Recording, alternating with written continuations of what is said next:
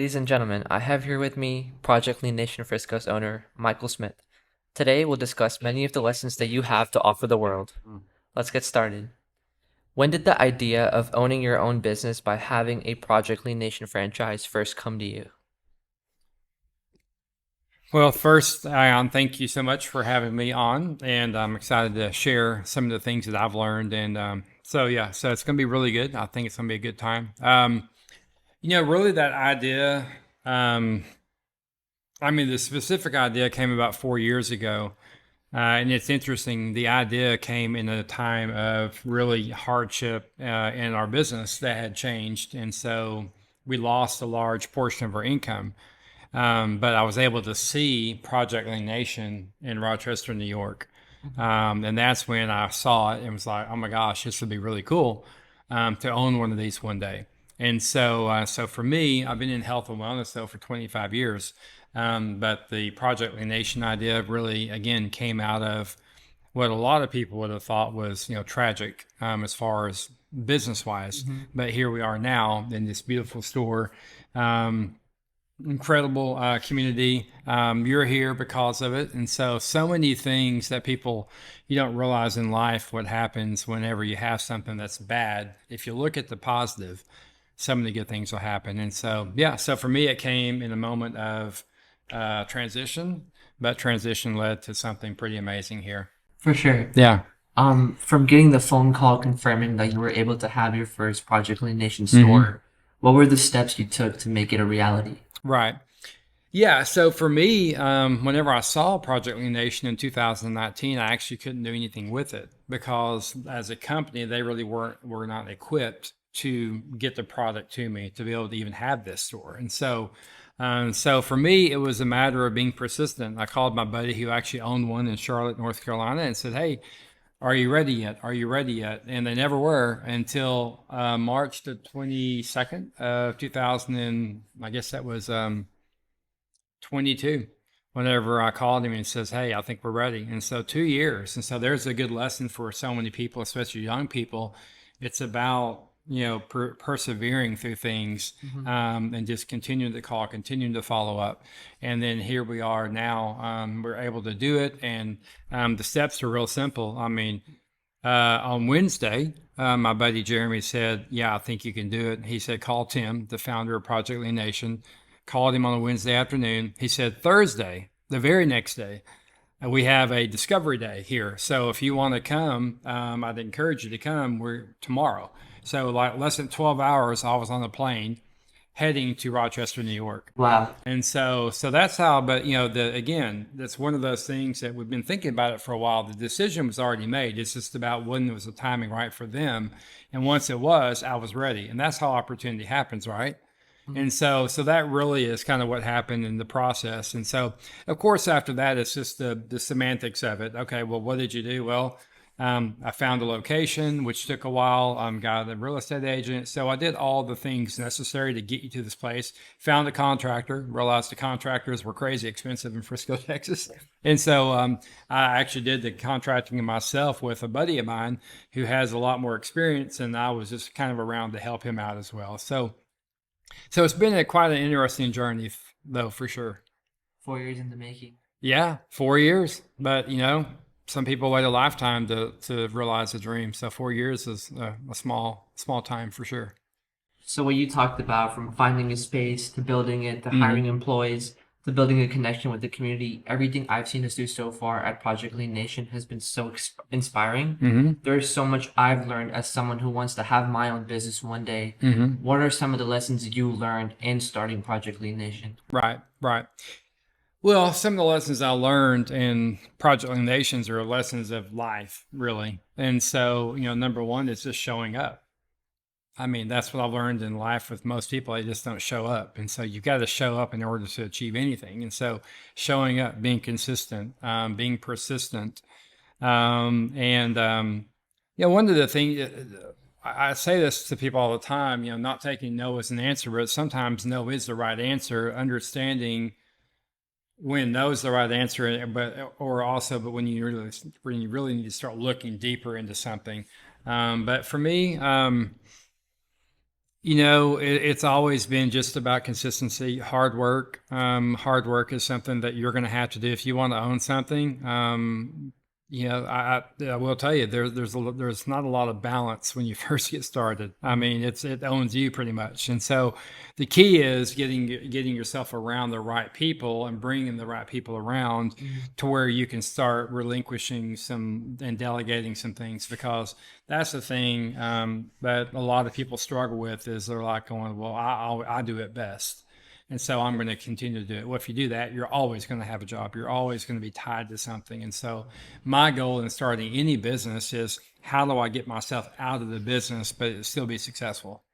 And that really is what the goal is right now. But right now we're in the trenches. We're in the, we've got to do things that I don't necessarily want to do. And that's another thing I would, you asked, in order to be successful for people that want to start a business, sometimes you got to do things that you don't want to do. I hate admin. I do not want to do admin stuff. I do not want to do inventory, but I don't have a choice. I've got to learn that because that's a part of my business. I have to learn every part of it. I can't just say I only want to do the fun parts. I mean, how would that go in life if you only did the fun parts of life? Yeah. It wouldn't be much of a life, because you wouldn't be able to do much of anything. Yeah. So you kind of touched on this in your answer, Mhm. but as a business owner, you must be dedicated to your craft. Mhm. I remember you telling me you stayed till 12 a.m. and got back to the store at 6 a.m. the day after, a lot of time this past month. Yeah. That is a sacrifice business owners have to make to be able to see their dreams come into a reality. Mhm. How important is it to be that dedicated to what you do? Yeah. Well, I mean, you don't really have a choice. I mean, the options are success or failure. And so someone who's going to be successful at something is going to do whatever it takes. And that's a kind of a short, funny story. Whenever I've always been self-employed since I was 17. I bought my first rental property when I was 17 years old. I started a company when I was 18, 19 years old. And so I've always been an entrepreneur. And so, but it's funny. My wife and I got married. We had a couple of kids, and she's like, you know what?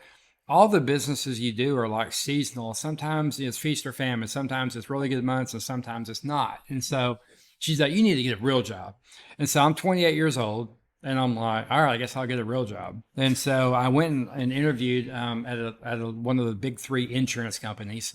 And basically I was able to get a job without any college education because I had lots of skills. And so they wanted me. And so I remember my first day on the job, sitting there going, what have I done? I was like, I was like sitting there, and, I had to come in at a certain time and leave at a certain time.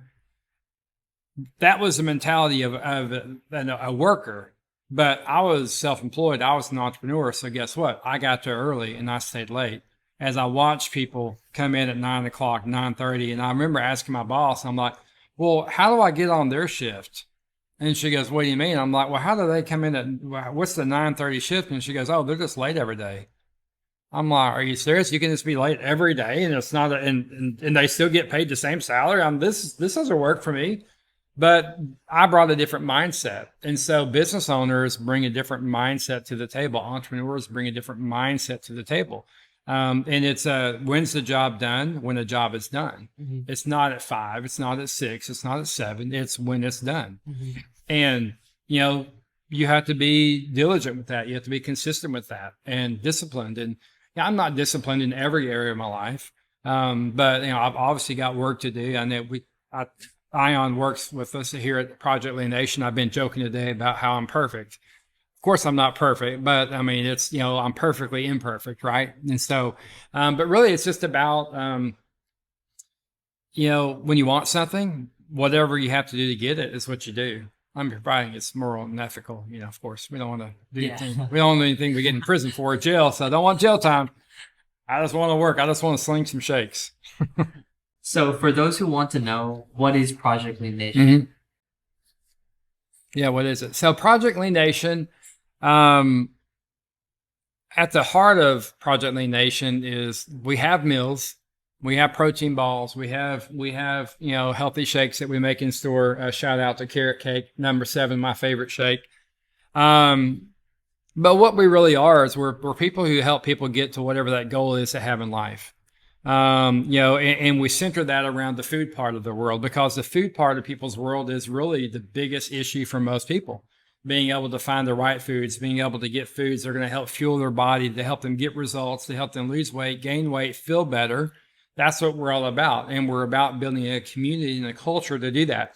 Now, is it always going to go right? No. We had a situation today where a customer called me and said, "Listen, man, you guys didn't do a very good job." And you know what? We didn't. So we had to own up to that. And so that's part of is it Jocko Willink? What's the book he wrote? Extreme Ownership. I could have come up with all kinds of valid excuses, but what I had to do is say, hey, I own this. This experience was a result of me and my actions. And if you really trace everything back in that specific circumstance, it really does go back to me. And so, but I could have explained it away easily, but that's part of ownership. That's part of building something long term. That's part of building a community. It's taking ownership for the bad things, fixing them, and then moving on to the next thing. And so, but that's life. You're not everyone's going to love you. Not everyone's always going to be your friend. But do the right thing. Always do the right thing. And if you do the right thing, good things will happen, and eventually that will pay off for you down the road. Talk to me more about the meals that Project Lean Nation has. Yeah. What are some of the benefits, some of the differences from other meal prep companies? Right. Yeah, sure. And so Project Lean Nation, we realized there was an inherent problem with the meal prep industry as a whole. And that problem was people would order meals, and a lot of times this is going to be ordering from somewhere that they got the meals online. They got to their home. They were refrigerated. And so they got 5 meals for the week. And they had work issues rise up, and so they weren't able to eat at home 2 of those days. And so they have 2 meals that are expired and they had to throw away. And so that's not very convenient at all. That's and it's supposed to be cost effective and convenient. It was neither of those things. And so what we've done is we have a process where we're actually prepare the meal, it's cooled down, vacuum sealed, and then flash frozen. So that means you pull it out when you want it. And so it truly is about that convenience of things. And also it maintains the food integrity longer, because whenever food is left in a refrigerated state, it's losing nutritional value, right? And so we put it back in that frozen state. So it's locking in that freshness. It's locking in that flavor right then. And so that's one of the biggest things that you'll see different from us. And also the food, we have 24 different meals at any given time. They're all gluten-free, which is important to a lot of people. Our protein balls are amazing. They're gluten-free as well. And so we have meals that are grain-free, dairy-free, but we have meals that really fit most everyone's diet. We have some vegan options. We have some breakfast options. And so we really try to make sure that we can help anyone. And we really try to look at more allergens, not so much as a specific diet, because specific diets ultimately fail. Anytime you tell yourself, I cannot have this for an extended period of time, most everyone will always fail in that endeavor. And so what we do is we say, hey, bring us alongside of you. Let us give you the proper balance of proteins, fat, and carbs, and let's put that in your body, and let's help you look at what you need caloric-wise, and then we kind of walk you through the whole process. And so that's why we love what we do, because yes, it's about the meals. The meals are great. They taste great. But the other thing is it's about giving you some knowledge, some information that's going to help you make the right choices. Today was a big pickup day for us at Project Lean Nation on Saturdays. And pretty much every person that came in, they're like going, we love the meals. And so we know that we're already making a difference, a small difference right now, but that difference is going to grow because we have something that we look at as more valuable than just the meals. It's something that's called community. It's called culture, and people want to be a part of that. I think going off of that, one thing that all of us enjoy so much about Project Lean Nation, and something I've heard you speak about before, is how we get to form meaningful connections with those around us and really help them towards their goals. To be able to make that difference, right now small, but eventually one day that big difference, what does that mean to you? Right. Well, it means everything to me because I mean, my whole world is about people. For 25 years, what I've done is about people. It's very everything I've done in my life has been very people intensive. It hasn't really been capital intensive. It's been about growing and developing people, growing and developing relationships. Because at the end of the day, that's all you have. I mean, money comes and goes. I mean, I've had lots of money. I've lost lots of money. I've lost everything, and I've had to rebuild a couple of times, but that's okay because you still have people around you that love you and support you regardless of what you've done or not done, and that's the importance of having people around you that really care about you and not about the things that you have, but building a culture and community and connection with people because I sit at this table all the time. I mean, I'm at this table a lot nowadays. And so I love this table, but here's the thing: it's going to be funny a couple of years now when we kind of look back in the stories that this table will tell about the people who came in who were 50, 60, 70 pounds overweight, or they had this issue or that issue, and they got on Project Lean Nation meals, and we helped them, and we kept along with them on that journey. And then all of a sudden you look at them and you see a total different person because of what's happened in their life. And so for us to be able to be a small part of change in people's lives, that's what's important to me. And that's why at 51 years old, I'm sitting here starting a brand new business that I've never done before, a franchise, which is totally new to me. And I'm like sitting here going, this is interesting. But it's one of those things where I get to combine my skill set that I've developed over 25 years with a different system.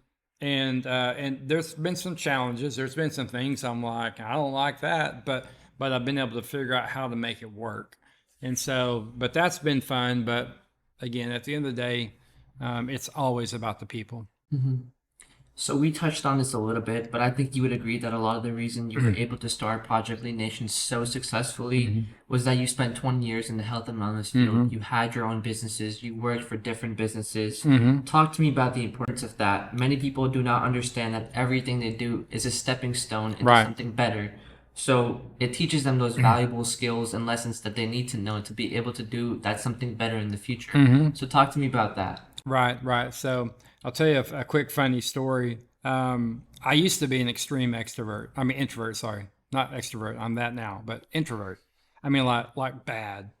And I remember Kimberly, my wife. She was an extrovert, you know, from birth basically.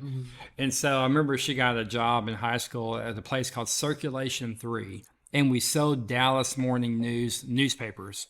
So I'm sure you know what a newspaper is, but you probably, I don't know if you've ever seen one, but a newspaper, like an old newspaper that I used to throw in the yard. And so, and we sold subscriptions. And so basically, we went to this office and you were all on the phone and you were basically picking up the phone and just cold calling to sell subscriptions for the newspaper.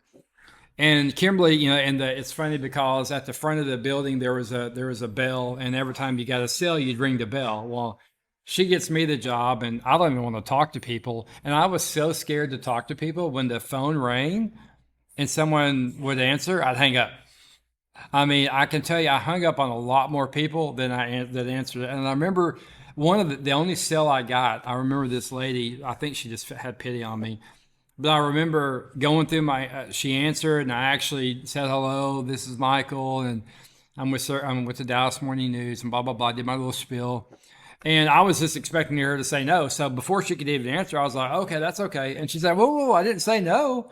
And I'm like, oh, okay. And she goes, no, I want it. I'm like, really? And I'm all excited, and I go up there and I ring the bell. The only time I get to ring the bell. But why do I tell you that story? Because, you know, that was a part of that initial journey to the person I am today. And so, but so many things are, you know, like you said, it's a stepping stone. It's to learn things. And I will tell you this, something I would always tell people is if you're at the same job and you keep going through the same thing over and over again, there's a lesson that you need to learn. And so you're always going to be going around, we call it the mountain, the proverbial mountain, until you figure out the lesson that you're supposed to learn. You're going to continue to walk around that mountain and never get ahead. And so you've got to sit back and say, what am I supposed to learn in this situation? And then you learn that lesson. All of a sudden, it's like magic. It's like all of a sudden you get to that next level or to that next place. And so, um, so many of the jobs that I've had, I mean, I was in construction. So being in construction allowed me to have the understanding and the knowledge to be able to be basically a co-general contractor for this project. And basically save myself about $80,000 in fees, or contractor fees I would have paid elsewise. And so that was growth and things that I learned that I didn't know that then. But now I look back and I look at all the different journeys, all the lessons I've learned. And it all came because of different paths and things I've done in my life that have given me more and more skills. And so I will tell you this, I remember listening to a guy named Jim Rohn, and Jim Rohn talked about how do you become more valuable, meaning how do you make more money? Well, you become more valuable. You become someone that is indispensable to somebody. And so if I learn every part of a business, it's hard to get rid of me if that business says, "Hey, I need to lay off some people." Guess the last person they're laying off is me because I know every bit of it. And so that's my encouragement to young people is, you know, be very well versed in so many things because that will help you be more valuable to the people that are around you. And so, the most important and successful people in the world have solved the world's problems. Mhm. It's all about solving problems. If you can solve a problem, you're always going to have a place. Here's a quote for you.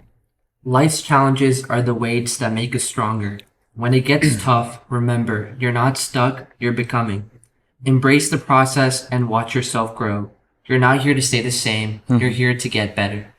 Yeah, that's good. And so I'll give a quote right back to you. And it's this. I remember whenever it was, oh my gosh, one of the lowest times in my life, I literally lost everything. When I say lost everything, our cars were repoed, bankruptcy, foreclosure. I mean, I literally got a letter that said, we're going to sell your house on the courthouse steps. I mean, as a man, that's about as low as you can get. I mean, you have nowhere to go. And I remember calling a guy that was a mentor of mine, and he had something he always said, and he said that your current circumstances are not an indicator of your true value. And so I had to look at that. And so that's kind of what that quote is saying. It's all about, yeah, I've had some failures. I've had all these things, but it's not an indicator of the value that I have as a person because circumstances are temporary.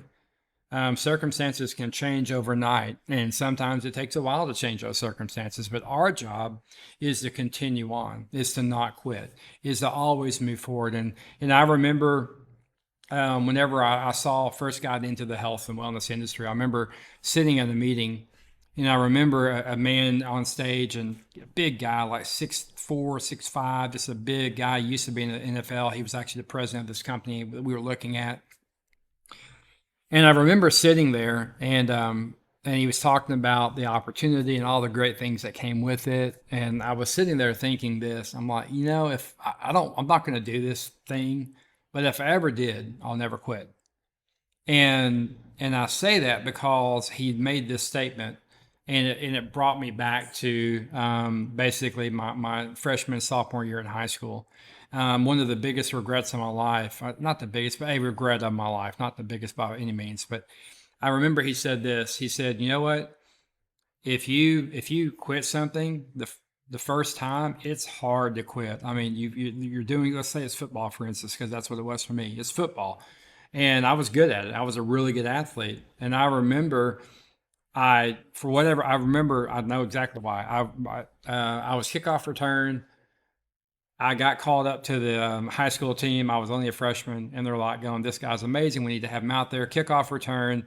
I look up, blinding lights. Ball goes through my hands, through my legs, into the end zone, and the opposing team scores a touchdown.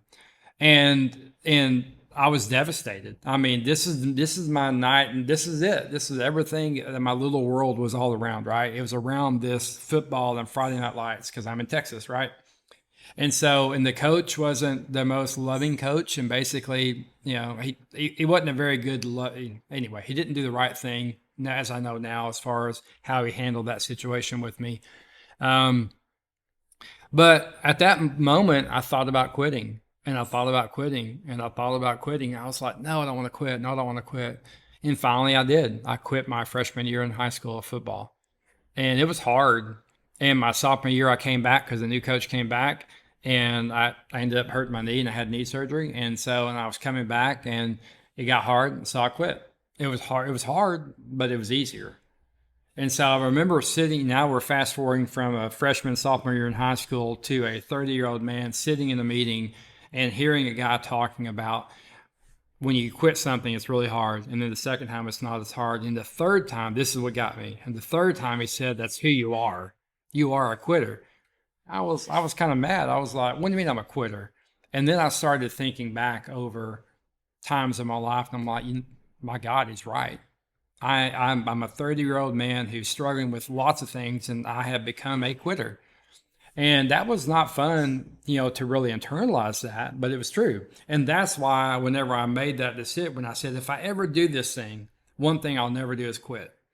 And you know what? We started that business, and that business allowed us to travel the world, did amazing things, made way more money than I was qualified to make, all because a guy said something that called me to the carpet, basically, on who I had become.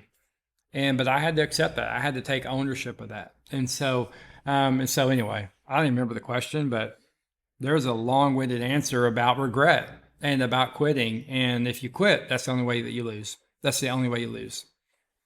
Whenever people do get to that low point, what should they tell themselves? What should be the thought process? How did you get out of it when you were in this position where you were at the lowest point of your life with no money in that Right. courtroom? What did you do? Yeah.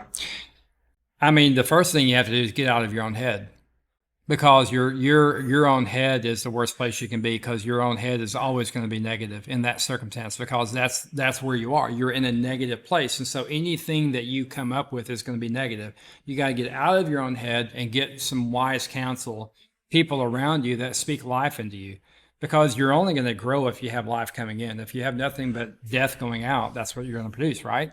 And so for me, it was about getting around and growing and becoming more, and realizing that circumstance did not define me. And that's what that quote I said was, my current circumstances were not an indicator of who I was. It was an indicator of some things, some bad decisions. It was an indicator of some bad decisions, lack of understanding of some key principles. There was issues and a lack of ownership on my part. And so but as a man or woman, whatever, you have to own those things. Until you own the problem, you're never going to be able to rise above it. And so I owned the problem, but then I did some things to get out of it. And that was growing and getting around other people and getting myself into positive environments. Because when you're going through that, you don't want to be around positive. You're just like, hey, leave me alone. Just leave me. I want to be in my room. I don't want to talk to anybody. I don't want to do anything. That's the worst place you can be.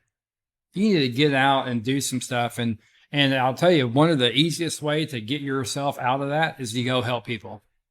You go help people, and guess what? All of a sudden, the fastest way to get rid of depression is helping somebody else.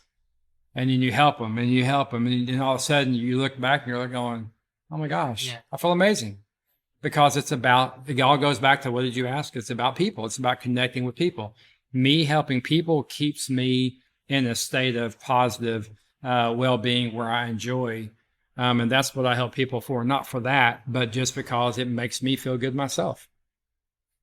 You and your wife have been in the health and wellness space for a long time now. Why health and wellness? You only have one body. What are you going to do without it? So, I mean, it's important that you keep it tuned up, you keep it in good shape, because if you don't, you see people who are 50, 60 years old who look a lot older. Maybe they have a lot of money, but they can't enjoy it. And so to me, health and wellness is just simply about having a quality of life. It's about enjoying life. It's about being able to do things that you enjoy. And if you're in poor health, it's hard to do that. And so health and wellness to us was the first priority, because I'm already an active person anyway, but I wanted to do things that made a difference. And there's so much opportunity in that place in health and wellness, because a lot of times people just don't know how to start the journey. And so to be able to, what I talked about earlier about solving problems, if I can solve someone's health journey with them and walk them down that path, then it's going to be able to produce great things for them and for me. And so health and wellness for me was simply out of, and number one, I wanted to enjoy life. I wanted to be healthy. I wanted to help other people. And in that specific industry I was in, it allowed me to be able to not only help people, but to be able to earn a great income as well. And so that's why for us. I think you'll agree that the way the world and humans are, every time something is good for you, it tends to be the harder thing to do. And people understand that you only have one body and they want to be healthy. They want to follow their diet. They want to stick to their workout, but they just can't. Right. What advice would you give to those people that want to be healthier, but cannot find it within themselves to do that? Right. Accountability. Accountability, not only to yourself, but having someone who helps you, because at the end of the day, like I said, you're your own worst enemy most of the time. And so if you've got someone who comes alongside you, just like at Project Lean Nation, that's what we do. That's part of our story, our vision, our mission is to help people with accountability, because most people can't do it on their own. There's a certain population, which is a very small part of the population, that can do it on their own. That they're just that disciplined, that talented, that they're going to be able to do a lot of things on their own. But for the vast majority of people, they can't. Regardless if it's knowledge, if it's education, if it's discipline, whatever the case may be. But how do you help them? How do you change and make it real for them? You hold them accountable.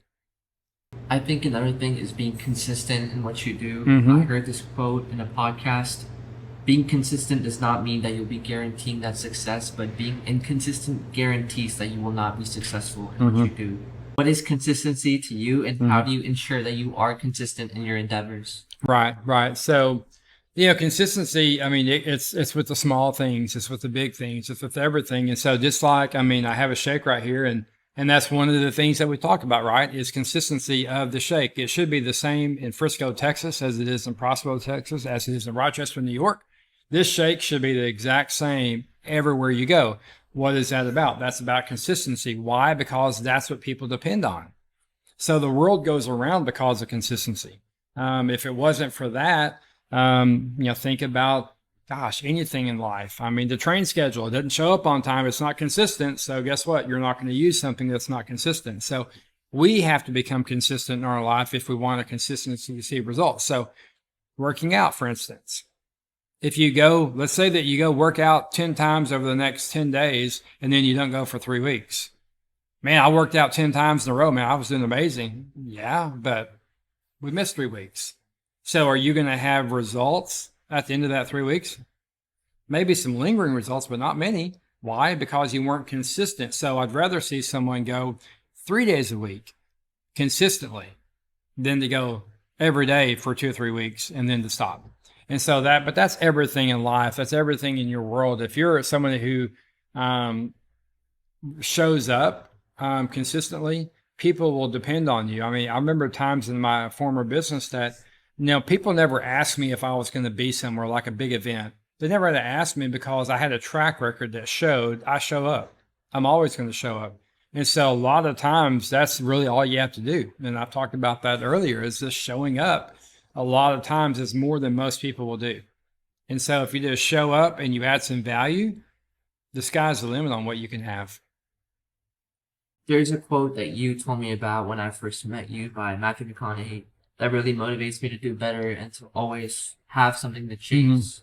You see, every day, every week, every year of my life, my hero is always 10 years away. I'm never going to be my hero. I'll never attain that. And that was just him explaining that his hero was always himself in 10 years. So he has that something to chase towards. How do you interpret that? Right. Yeah.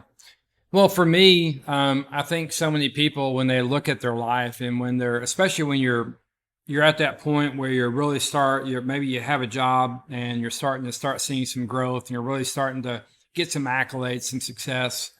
I know for me, that's what happened. I started having success in business. And I was chasing after the next level or this amount of money. And we all realize when you get to that level, when you get to that amount of income, that it's kind of hollow. It's like, okay, well, what's next?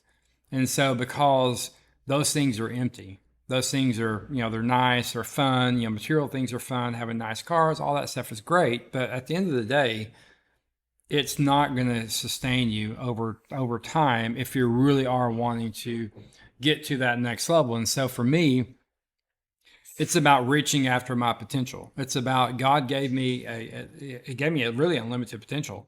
And I know it's kind of corny, but what my gift back to Him was what I do with what He gave me. And so that's about our potential. So when I stopped chasing after the things and the money and everything else, and I really started trying to every day make myself better and grow into my potential, because that's one thing that you'll never reach. Your potential it's way out there. You're never going to truly reach your ultimate potential. You're going to die. But my job is to grow as much as I possibly can, is to really try to go after my potential each and every day. And if I do that, I'm always going to fall a little bit short. And so what does that do? I get to wake up the next day and I have something to look forward to. And so that's what he's talking about. I have something to look forward to because I'm not searching after the thing. I'm searching after a better version of Micheal. And I'm searching after a better version of Micheal the next day. And that's what it's all about. It's about never being okay with your version the day before, because your version the day before isn't ready for tomorrow's challenges. Here is one by Alex Hermosi, and it's one of my favorite quotes by far. You don't get confident by shouting affirmations in the mirror, but rather by having a stack of undeniable proof that you are who you say you are. Outwork your self-doubt. Yeah. No, absolutely. And so, I mean, I think, there is a place for, whether they're going to call it self-help or whatever, where you're speaking things into existence. I get that. But you can speak it all you want, but if you don't have the, if you're not growing your skill set, I'm going to be a billionaire. Well, okay. Well, what am I doing to do that? I mean, what are the steps I'm taking? There's got to be a process. There's got to be a way that I'm going towards that. I can speak it all day long, but until I actually put forth the effort and have some confidence and have some growth and have some abilities, I'm not going to reach that. It's just a pipe dream. And so I think that's what you have to look at is, the things that you want to do in life, the things that you want to have in life, you have to deconstruct from what it takes to get it all the way back to where you are. And then you have to build a plan up to that. And how do you do that? Well, you seek out people who've achieved what you want in life. And so I can tell you, most people who are successful and who are successful and selfless, selfless, they are going to be more than willing to help out. And more, hey, this is what I did. This is how I achieved success. They're going to let you know because they understand that there's plenty of room for everybody. We don't have to have a poverty mindset. I don't have to have, oh, well, you stole my customer, you did that. No, I don't care. I mean, there's thousands of people out here. They're going to be attracted to who I am because of who I are, to us because of who I am, because who we are. And so if we just understand that, then guess what? We're going to have all the business we can handle. And that's in general, not just here. Switching tracks for a bit, let's go back to business. What advice would you give someone who wants to start his or her own business? Talk with people who have already been down that road in business. I have people around me who are wanting to start this business or that business, and they don't have a clue of anything about it. Really talk with some people who've already been down that road. Ask them if it's a good business. Just because so many times you see the outward appearance of someone or something or whatever it is, and you're like going, oh, that must be amazing. They must make all this money. Well, you don't know the backside. You don't know what they really go through because they're not going to project that, are they? Of course they're not. And so what they're having to do, what I'm doing as someone who's looking at a business, number one, is it something I enjoy?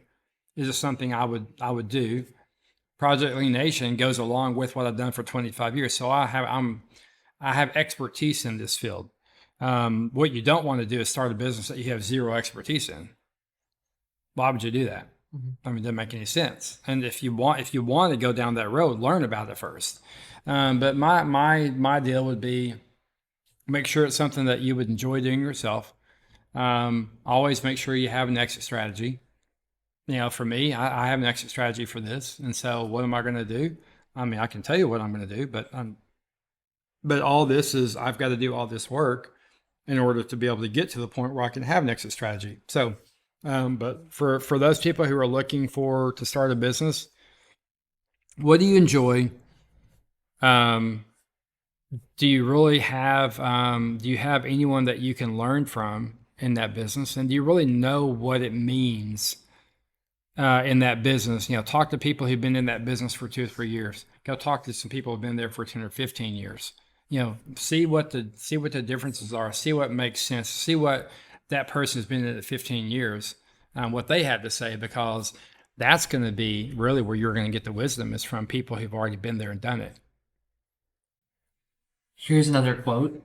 A reminder for the gladiators in the arena who feel beat up and scarred with no hope in sight. Building a business is hard. This is what hard feels like, and this is why most people can't do it. But you can. Yeah. And so, well, I always want to give you a quote for your quote. I don't know what that Let's is, do that. but I can't remember the guy's name, but basically he talks about the man in the arena, right? I can't remember whoever, Teddy Roosevelt, I think. So the man in the arena, he talks about the person who is willing to go out there and get bloody, just like the gladiators, and their ability, they're going to do all this stuff. Because they're searching after a dream, they're searching after something, and so you've got to do those things in order to be able to have any measure of success. You're going to get beat up. I mean, you're going to have struggles. I mean, heck, there's a few things that are guaranteed in life. Struggle is one of them. You're either in a struggle, you're either coming out of a struggle, in a struggle, or going into the struggle. You're doing one of those things. There is no, unless you're dead, of course, I guess. But you're going to be in one of those 3 areas every time in your life. It's a matter of how you're going to respond to those things. What are you going to do to get yourself out of those things? Because you're always going to be there. And so you have to look and say, what am I willing to learn in all of these things? And so if you learn your lessons, like I talked about earlier, you learn your lessons, you get to move out of that struggle faster. And so how do you want to grow, and how do you want to become more, and how do you want to have more to life? You learn the lessons faster. How do you learn the lessons faster? You step back and you look at a different perspective. That's how. And perspective is huge. People ask all the time about the success that Kimberly and I have had, and I owe a whole lot of that to just looking at perspective and stepping back, taking myself out of the situation and taking my feelings out of the situation and said, all right, from their perspective, what are they seeing? And a lot of times I'll look at that and go, you know what, I'm wrong. My perspective is off. And then it allows me to change and get out of the situation I was in, because I've owned it. And now I'm moving on to something new. Why? Because I owned it, I looked at it, I realized I was wrong, and then you move on. Because there's nothing wrong with admitting you're wrong. Specifically for those looking to franchise, what is your overall experience? What is your overall experience owning your own franchise? What would you recommend someone to do who is wanting to start their own franchise in whatever company? It doesn't have to be Project Lean Nation. If they want to franchise, what is some advice you would give them? Right. Well, for me, like I said, it was my first ever endeavor into anything like this. And so for someone who's looking at a franchise, what I'm always going to do is I'm going to look at the ownership of that franchise. I want to know, because essentially they're the leader. I'm following them. I don't have a choice. They put out what they're going to do, and I got to follow it. If I don't, I probably won't be very successful, because the very nature of a franchise is it's the same everywhere, right? It's the same. You're going to get the same quality. You're going to get the same everything. And so if you want to do something that you get, I have freedom in a lot of things, but also have things that I have to do based on that franchise and what their branding and what they want to look like. But ownership of the franchise is key. Also, of course, startup. I mean, how much money do you have? So, McDonald's is an expensive franchise to have. So, you know, you, that's not going to be for a young guy. And so really, it's really looking at the franchise from a standpoint of what do I want? Am I passionate about it? Can I get behind it? And also looking at and talking with other people in the franchise. Before I bought this franchise, I talked to 3 or 4 other people who owned them, and I got the good, the bad, and the ugly, and there was some of all that. But then I had to weigh the good, bad, and the ugly and say, all right, let me weigh that. Is this growing pains on their part just because they're a young company, or is this a pattern? Is this an issue with ownership? And I learned, obviously I'm here, so that means that obviously it passed for me, and it did. But again, do you love it? Do you want to do it? Do you like the ownership? Is it someone that you would follow? Because you're tied to those people for a while. And so you just have to understand what is it, and the good part of it's, man, it's already done. I don't, before in my old world, I had to create everything, all the systems. I had to create it myself, and that stunk a lot because I was like, I'm not that great at a lot of things, and so I'm having to learn and do things I didn't want to do. And all this is already together. I mean, the shake bar is this high and it goes this long, and here's the POS system. We've already done it for you, and okay, this is cool. So it's almost like a plug and play. I think the biggest thing is also the service delivery. All the meals are already made for you. Right. You're just the middle person connecting PLN and the Frisco community. Right. But you don't actually have to make the meals yourself, because if that was part of the responsibility, I would not be here. Exactly. No way. Because that's a lot of work. It's already a lot of work what I'm doing, but if you add that, heck no. That's a big old zero for Michael. Giving some advice to the younger generation of the audience. I know we gave them some specific advice, but just in general, to be successful, what does it take for the time by when they're older? What do they have to do right now to be able to reach that success that they want to reach? Right. I mean, I think you're going to recognize a theme here, and it really goes back to, what are the things you have to do as a young man to be successful and to grow? It's, again, showing up. Whenever I had a demolition company back in the day, I remember when I'd go out and I'd bid a job, I'd ask the customer after the job, hey, why did you choose us? And they're like, well, you're the only people who showed up. I called these other 3 people and no one even returned my call. So I had nothing to do with other than I needed it done. You really only came out. And so just showing up is critical. I think for a young man, learning how to deal with people, understanding how to deal with people, understanding that every situation is different, being able to improvise, being able to be adaptable. Those are all strong traits that you have to have if you really want to see success. Being always willing to grow. If you're not growing, you're going backwards. There is no middle ground on that. There is no staying the same. And so if you're gonna grow in whatever that endeavor is that you want to grow in, you put everything you have into that. So growth, being adaptable, being willing to change, being willing to go the extra mile, because the going extra mile and again, being great with people is a skill set that will always pay off in any situation. And so I remember early on, I always remembered, one of the things that made us successful was it doesn't matter who was sitting in front of me. I can speak to anyone about anything, just because I was willing to learn so many things in my life, because I wanted to make sure that I was actually someone who had enough insight to be able to have a conversation with people. So again, skill set of being around people and being able to work with people is something that will always pay off. How do you get better at that, dealing with people? How do you get better at it? Yeah. I mean, how you get better at it is just having conversations with people, having hard conversations sometimes, because that's not fun. Yeah. What if you're a bit introverted? Yeah. Like you were. Here's the thing. Mine was strictly about dollars and cents. I was working 2 jobs. I was broke. I had 1 car that didn't have AC in Texas summers. And I didn't want to talk to people.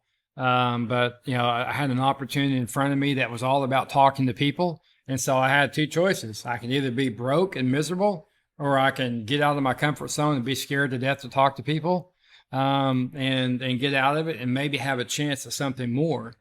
And the very, very quick story, I remember my first time I did a cold market sales was in Golf USA. It was a buddy of mine now named Sean. I remember I had an old gray backpack on my arm, and I was trying to sample him this product I was selling, and I was scared to death. And I was walking around that store no less than 45 minutes, and they're like, "Can we help you?" And I'm like, "Oh, I'm just looking." I mean, I was petrified to say anything. And I was sweating. I mean, my armpits were all sweaty. My hand was all sweaty. And I was like, I've been here for 45 minutes. And at that point, I was like, okay, if you don't say something, I mean, you're just going to look like a total idiot, which I already did. But finally, I was like, hey, guys, my voice all cracking and everything, because I'm 28 years old and I'd never done anything like this before.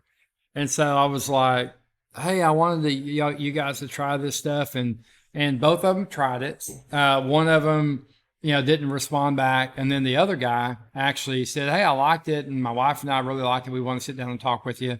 And so that was my first ever code call. But I'm telling you, it was no less than 45 minutes. But I made myself do it. So how do you do it? I mean, I was an introvert, but I was like, I don't have a choice. If I want something to change in my life, I have got to change. And so for someone who wants to get better with people, there's books that you can read to get better with people. I mean, there's one is How to Win Friends and Yep, Influence People. yep. I read that probably 7 or 8 times over the years, and so that that is a good one. There's great books like that you can read. But really, people are simple. I mean, what's the most important thing to anyone? It's talking about themselves. Mm-hmm. And so I sit here every day at this table, and you've probably heard me. Yeah. How much time do I talk about caloric intake? Not a whole lot. What am I talking about? The other person. I'm not talking. Usually I'm letting them talk. Yeah. And I'm letting them tell me about their journey. I'm letting them tell me about all their stuff. And all I'm doing, positioning us, Project Lean Nation, as a solution to the problem that they are showing me. That's all we do, is we provide solutions to people's problems. That's what we do. Yeah. And so how do you become better? And how do you get better at talking with people? You let them talk about themselves, and it's a natural conversation. And that was the important part, is it's a natural conversation. It's not a forced conversation. It's about asking them how they are. How are your kids? I mean, it's not hard to gather information about someone for them to be able to share it with you. And every time that they leave, they're going to say, man, I really like that Ion. Why? Because they felt good about themselves. Why? Because they got to talk about themselves. That's how you talk to people. It really is that simple. Here's another quote by Alex Ramosi. The game isn't about not losing, it's about not quitting when you do. Mm-hmm. And you talked about this. Mm-hmm. Yeah, quitting is the only way that you truly lose in life. That's it. That's the only way. And I remember I wrote this down for a reason, the word believe, on my cup here. And why did I do that? Because you have to believe in yourself. You have to believe that there is a better way. You have to believe of whatever it is that you're looking for. But I remember whenever I wanted to quit, I didn't see any way out of the situation I was in. There were a few people in my life that spoke belief and spoke things into my life that I started believing. Because unfortunately, a lot of times when you're in that negative place, what you're believing is that bogus story, is what I'll call it. That story that you believe about yourself because it was spoken over you. And so, because whether as a kid, your parents were saying that you're not good at this, you're not good at this, and guess what? You grew up and guess what? You weren't good at those things. Why? Because you internalized and you accepted those things. Is it true that you're not good at that? No, it's not. It's you accepted something that was a lie. And so our job is how do we uncover all that? Well, when you start growing, you start seeing things, and all of a sudden you start realizing, oh, I'm actually pretty good at that. And that's so funny. So many times I see breakout in people in their business and everything else. It's whenever they stop believing the lie that they were told. And they realize that they had a lot of talents in something that they were told their whole life that they weren't good at. What are the top 5 books that you'd recommend someone to read to learn more about business, being successful, dealing with people, Yeah. self-improvement in general? I mean, there's Jocko Willink. I like his book, Extreme Ownership, because that really talks about obviously extreme ownership. And just like the situation we talked about earlier, um, at the end of the day, how I could have solved that whole situation from today, I got an email at 8 o'clock last night. And if I would have taken that email and did what that email was about, and had it here this morning, there would not, no one would ever known anything about that whole situation. So it all goes back to who? Me. And so, but I have to understand that. I have to internalize that. And so, Extreme Ownership is a great book to help you understand that it truly is about you owning everything, whether it goes wrong or good in your life, you still have to own it. And so, that's a great book. Another book, and we talk about, working with people, is Everyone Communicates, or Everyone, it's a John Maxwell book. Everyone communicates, few connect. And it's about connecting with people. He also has another great book, 21 Irrefutable Laws.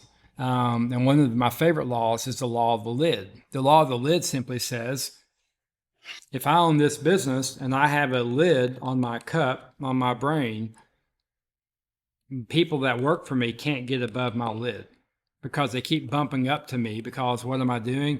I'm giving my thoughts and my ideas with this lid on. But if I want to grow and I want to become more, I have to open up the lid so I can pour some stuff in, right? And so for me, the law of the lid is something I've always got to be aware of, because if I've got people that are in my care and they're not able to grow because I'm not willing to grow, you're not a leader. I mean, you're basically a dictator. And so, so that's another book. Again, How to Win Friends and Influence People. That's a very basic book. I mean, that's kind of like the building stones to everything. Of course, for me, I mean, it's my personal belief. It's the Bible as well, because I think all those books came from the Bible anyway. I don't think John Maxwell or any of these guys had like an original thought. It all came from the original book. And so, those are, I guess, 4 books. I mean, there's many others. I mean, I've read. I'll tell you this: I have 3 weeks of college education. Now, I'm not advocating that don't go to college. I'm not saying that. Go to college. That's great. But for me, I bought my first rental property. I was 17. I kind of had an idea of what I wanted to do in life, and so. And I had some circumstances where I couldn't continue going. But anyway, all that being said, I have a college education in books I've read. I have a college education in analyzing and learning about people. And so I have, and now as I'm older, I learn things because I really want to learn them, not because they're forced on me. And I'm not saying college is forced on you, but you see what I'm saying? It's just, it's a learning because I want to learn about a specific something. And so for me, my education was the books I read. And so the books I read allowed me to learn things and understand things and go places that I wouldn't have gone otherwise. So with this podcast, I actually have a newsletter, and the topic of this week's newsletter was self-learning trumps formal education. And formal education is important, but there's always a threshold. There's always a limit to how much money you can make with a college degree, because you'll be in a job, you'll work up the ranks, you'll make more and more money, but there's always that limit there. With self-education, there is no limit. You can teach yourself anything, teach yourself any skill, and do whatever you want. Yep. Talk to me a little bit more about that topic of, college is important, but you also have to teach yourself a lot of the different things that you have to know about business, about the world, about dealing with people. Talk to me about that. Yeah, for sure. Yeah, and like I said, again, I'm not down on college, but what I have discovered is technical and formal things only, like you said, take you so far. And then it's the intangible things that take you the rest of the way, such as, and then you can have 2 engineers, both of them extremely smart, one of them that's great with people and one that's not. I can show you the one that's going to have a huge, massive company and the other one that's going to work for him. Why? because this guy understands that the engineering is about 10% of what he's really doing, because the engineering it's just numbers. It's a big deal, but it's not what's going to take you to that next level. And so dealing with people, being able to understand that it is about you learning and becoming more, is just a massive part of your success in anything in life, regardless of what it is. And that's another thing. Success isn't just money, though. I mean, I think too many people, they're just looking at, oh, well, I got to make if I don't make this much money, I'm not really successful. That's not true. You can have success in many things in life. Money ultimately ends up becoming the smallest thing. And I'll tell you, whenever, writing your goals down, I know some people kind of laugh about that sometimes and, oh, well, I mean, yeah, whatever. But I will tell you that I wrote down in the darkest time, during that time that we talked about when I lost everything, 2004. I remember my mom gave me a book. It was called The Magic of Goals.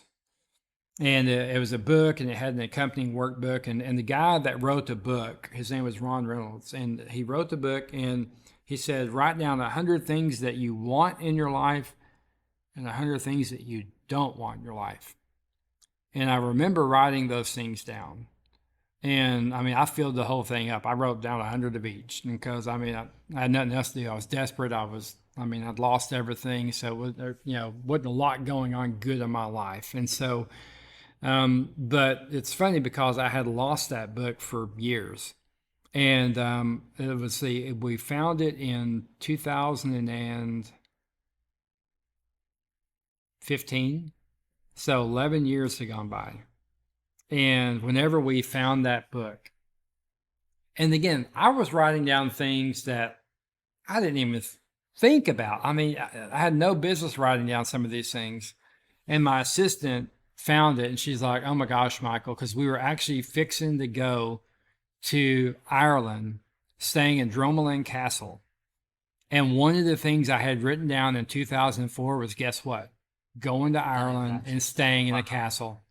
And I was like, oh my gosh, literally, we have our tickets in hand, and we're like going, you got to be kidding me. And as we start going across the list, one of the things, and I don't even remember thinking this, was a 5-bedroom house on acreage with a pond.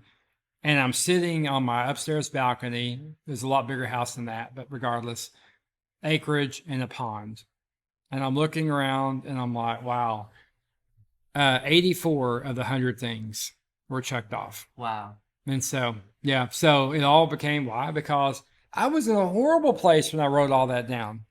But I believed that at some point it would happen. And so, but I put the work in. We put the work in. And I remembered, and I never forgot that downtime, though. That's the thing that I think has been critical about mine and Kimberly's success. We never have forgotten where we came from. I didn't forget how miserable I felt. A total failure as a man, as a husband, as a father, when I lost everything. But what I realized was I could grow past all that. And here's the funny thing about goals. Further you get down the road, and when you really realize that money's important. You want to pay your bills. I get it. I mean, you want money. No one wants to be broke, right? But I remember whenever I started looking at my goals, when all my goals started becoming about other people and not about things, is when I really became a true leader. Because when you're really wanting things, it's usually because it's a selfish thing, right? I want to have this to show this. I got this. I mean, I got this big house and this big car and all that great stuff. But at the end of the day, again, those things are fleeting. Those things are going to be here today, gone tomorrow. But what you have and your true investment is in people. I think that goes to say that like the impact you have is more important than the money you're making, whatever you're doing. Yeah. And that's something that I completely agree with. Mm-hmm. When you have you not agreed with the rest of the stuff? No, I do agree. Okay, I'm kidding. When you feel stuck, trapped, when you feel like there's no point in doing a specific something because you never see results, what should you tell yourself? How should you find it within you to overcome those things and work as hard as you possibly can, even if you aren't seeing the results? Right. Yeah. Well, I mean, most of the time you don't see results in anything right away. And so I think it's about expectation. It's about setting proper expectation for the results that you're wanting to see. For instance, I played golf along growing up, and I played golf as an adult. And I'd get mad and I'd break clubs. What did that help? It helped nothing. I finally got to the understanding of if I'm not going to practice, if I'm not going to put the extra work in, I'm not going to get any better. So why get mad over something that's not going to improve because I haven't done the work to get better? And so for me, it all goes back to what is it that I'm really trying to accomplish? And it's always going to be hard. I mean, heck, it's life. Of course, it's going to be hard. I mean, did anyone guarantee you that it's going to be easy? Who sent that memo out? I mean, it's not. It's hard. Life's hard. Life's not fair. But how you respond to it and and the decisions that you make every day, you get up and say, "Hey, I'm going to be a better person than I was yesterday," and you help other people. And how do you get out of a rut? Well, it's simple. You ask for help. You can't get out on your own. I mean, you can help yourself get out on your own, but it's like I remember. It's corny story as all get out, but I remember there was a guy walking through the woods and he fell in a hole.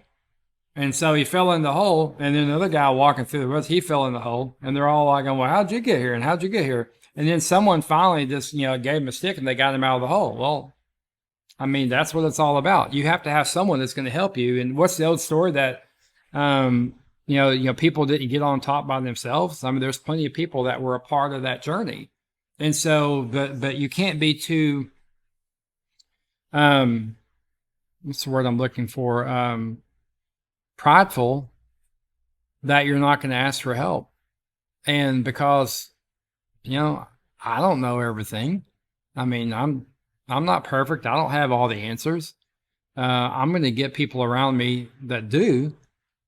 So I don't have to. Why do I want to have to reinvent the wheel? Why do I want to have to do something over and over again? Because I'm too stubborn to ask for help? I mean, that doesn't make any sense. So for a young entrepreneur, ask for help. Ask for, what did you do? Find a mentor. Yeah. And if you can be someone, and if you can help them, great. And if maybe you see the system, but you're that bright that you can create a better system.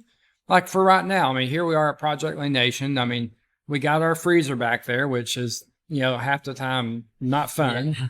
And what am I? I'm over here trying to create a better system. Why? Because I don't want to struggle with it. Mm-hmm. And so I'm not going to struggle with it. Now it's going to take me a couple of weeks to figure it out, but I'm going to figure it out, and I'm going to have a system that makes it easy for us.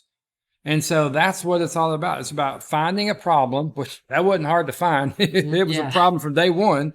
And then finding a solution for that problem. And using a system to do it. And using a system to do it. And then after I find that solution, guess what? I'm opening up at Soren Coppell. From day one, I'm not going to have that problem. Why? Because I've already solved the problem. And then if I have a really good solution, I'm going to tell other stores that, and then all of a sudden we're all solving problems. So why do people get paid a lot of money? Because they solve problems. So you own 2 cabins that you have as a business in Oklahoma. Mm-hmm. You told me a lot about your entrepreneurship endeavors, and I was really inspired by that, as not only do you have your main business here, but you also have incomes on the side. Mm-hmm. How important is it to have multiple streams of income? How important is it to try multiple different things? Even though this project took so much time, you're still taking the time out to have something else. Right. How important is that? Yeah. Well, if you ask anyone who has true wealth, it's going to be, it didn't come from one. Maybe it came from one thing, but then they diversified into many other things. And so ask anyone that's made any significant amount of wealth. And so it really, it comes down to in 2019, I lost everything. And most of everything was tied to one thing. Now, luckily I had saved some money, and we did have already some stuff in Broken Bow because we already had it. But it's vitally important. I mean, if you don't have, and I'm going to call it passive income coming in, and that's a huge, huge part of being able to really create wealth, is to have passive income that does not require my effort and time all the time. Anything that requires only my effort can be taken away just like that. If something happens to me right now for this store, it's probably done because right now I am the store. And so, but I've got to create systems in place and people again and pour into those people so this store can run without me. So that's my goal of any business I have is can I get that business? And so when you talked about people that want to, young people that want to get a franchise, get a business, what is something that you can get that you can work yourself out of a job? If I can work myself out of a job and make money from that endeavor, that's a great thing. And so that's what the cabin business is. Whenever I looked at this business, what are a couple of things that people have to exist? Shelter? What's the other thing? Food, water. Food. Look around. We have food. Why did I look at this business? Because it's food and it's cheaper than going to about any place around here to get food. So if we have hard times, guess what's going to succeed? Project Lean Nation. Why? Because it's the necessity of life. And so that's when I look at businesses, I'm always looking at, is it something that someone do it because they have extra money? Or is it something that people do because they have to? And so I have a cabin business that's about luxury. It's about they have extra money, so they're going to go to my cabins. If times get really, really tough, guess what? They're probably not going to be going to my cabins, but where are they going to be going? Right here. And so I have multiple businesses, but they're in different things that if one goes south, the other one's okay. And so it's about looking at everything that you've done, everything that you've created income with, and saying, okay, how is it that I can have this one going well and this one may not? And then just bouncing. And also, how can it be a business that multiple businesses can thrive from? Like we have another business that we have that's more supplement based.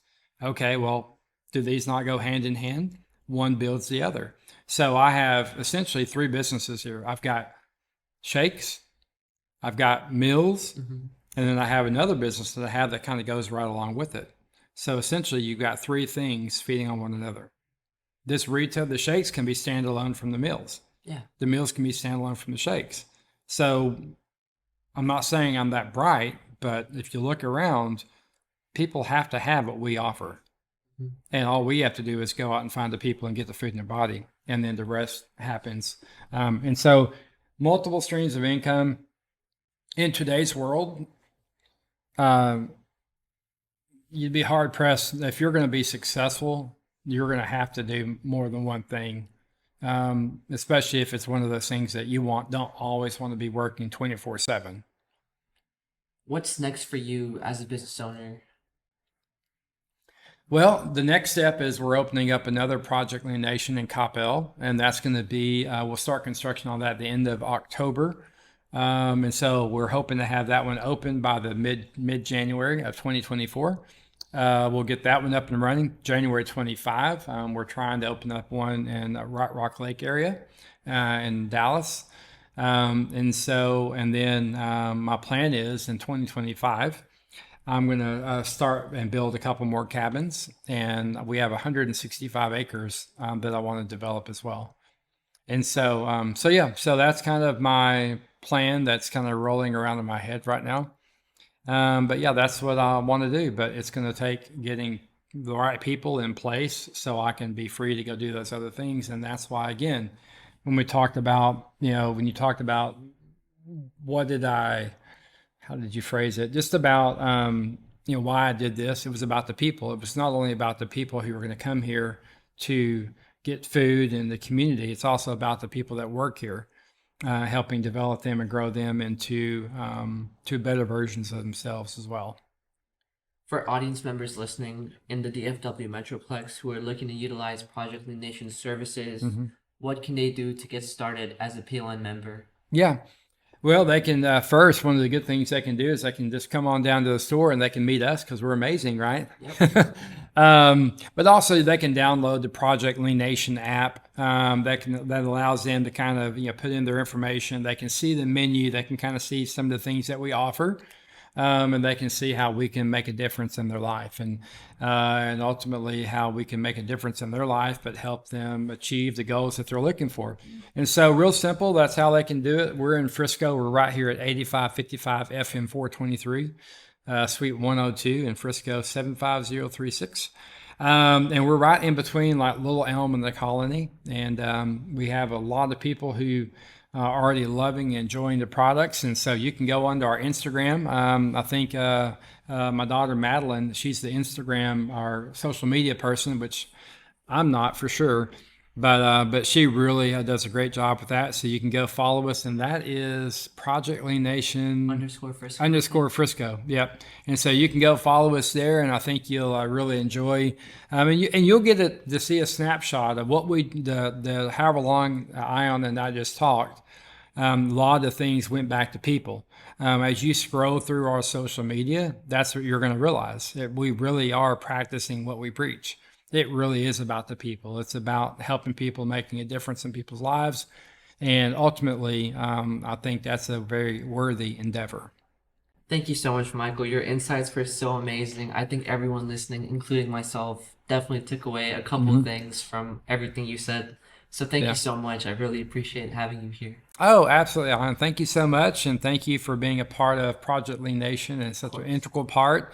And the last thing I'll say to you guys is just, believe that whatever it is that's out there for you, that you can achieve it. You're just going to have to work hard for it. You're going to have to do things that sometimes aren't comfortable, but understanding if you keep on going, you keep on believing that you can achieve whatever that is. And just looking forward to much success with all your listeners. Thank you so much. You're welcome. Thank you.